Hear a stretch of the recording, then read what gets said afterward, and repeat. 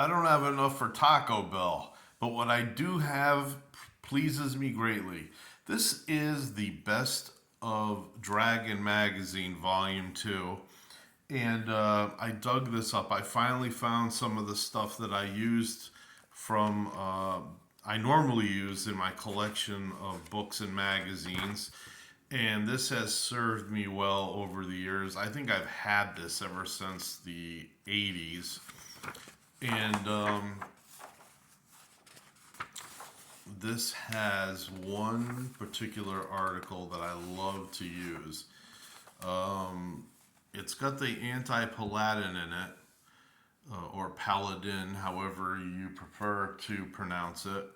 Um, I'm not a particular fanatic when it comes to whether my players can play this or not. I would allow them to do it, and I think I have over the years.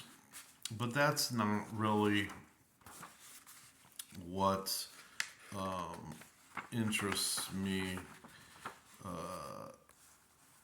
There's a bunch of different classes in here, but I want to talk to you about the poison. And this is essentially where I got all my information on how I run poison in the game. I may have changed some things over the years, but this is the most important table here. And this has poisons from double A all the way up to J, which is crazy. The Dungeon Master's Guide has a little bit to go on,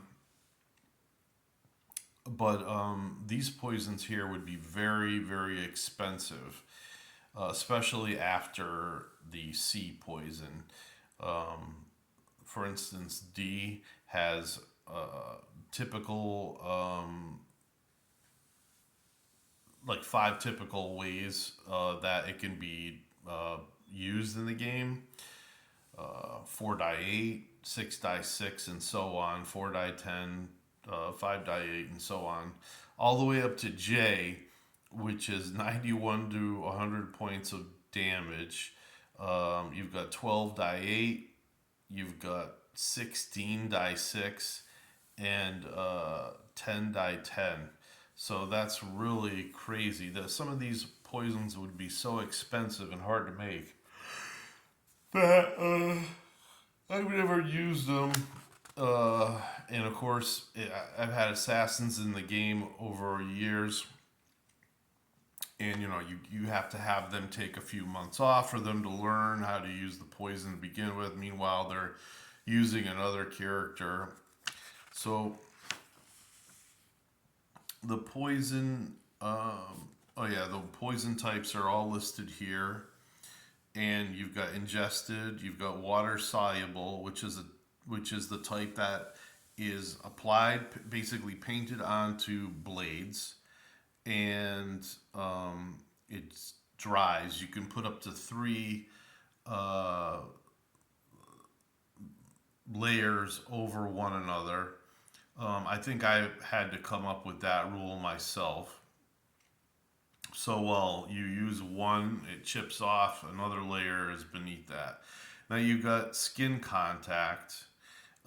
It's essentially like what they're saying in the news now with fentanyl, where if you just happen to touch it and it gets through the pores of your skin, you're typically ingesting it, or it's being absorbed into your bloodstream that way, and you can die from it. And of course, poison gas.